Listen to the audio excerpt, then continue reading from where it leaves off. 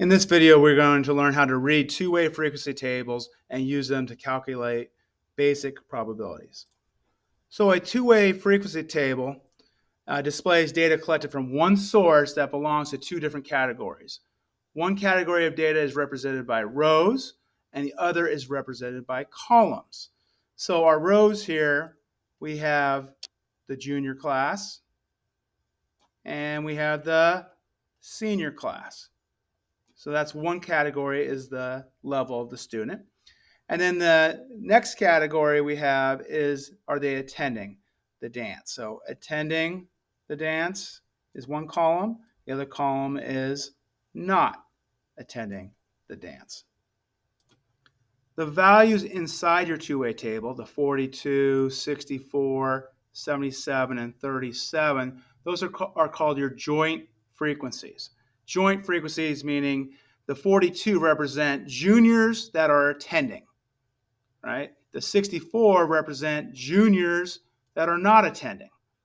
The 77 represents seniors that are attending the dance, and 37 is seniors that are not attending the dance. Now, the totals here are called the marginal frequencies, right? So this 106 is your total number of juniors. So the 42 plus 64 gets us the 106. The 114 is your total number of seniors, right? 77 plus 37 equals the 114. Same thing if I add up the columns, right? The number of students attending the dance is 119. We get that from 42 plus 77. And the number of students not attending the dance is 101. We get that from 64 plus 37.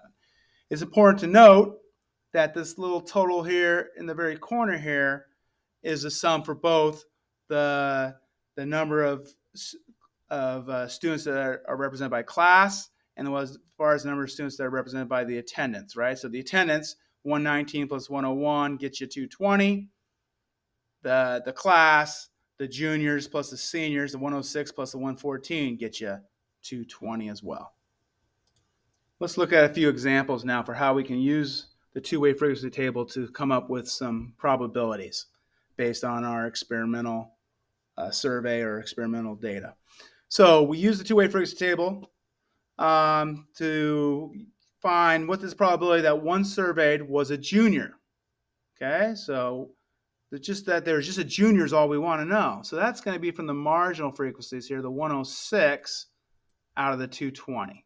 So our probability that junior is 106 over 220. You could simplify the fraction. We could also write that as a decimal, go 106 divided by 220 and get 0.482. And finally, we can convert that to a percent.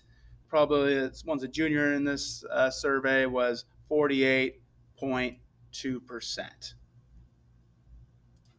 Example 2, what's the probability that one is not attending the dance? So again, we're going to go to the marginal value not attending the dance is 101 out of the 220. So 101 divided by 220 is our fraction.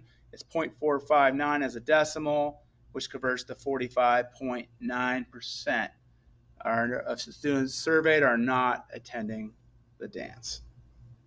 Example 3, what's the probability that a student is a junior and is attending the dance? So this is where we're going to use one of those joint frequencies, right? So we need both junior and attending a dance. So junior and attending is this 42 here. Now it's still out of the total 220. So our probability is 42 over 220. Yes, you could simplify that fraction. And then that comes out to be 0.191 as a decimal, which is 19.1%. Last example, what is the probability that a student is a senior and is not attending the dance? So again, the joint frequency we're going to use is senior not attending. That's right here, 37 students.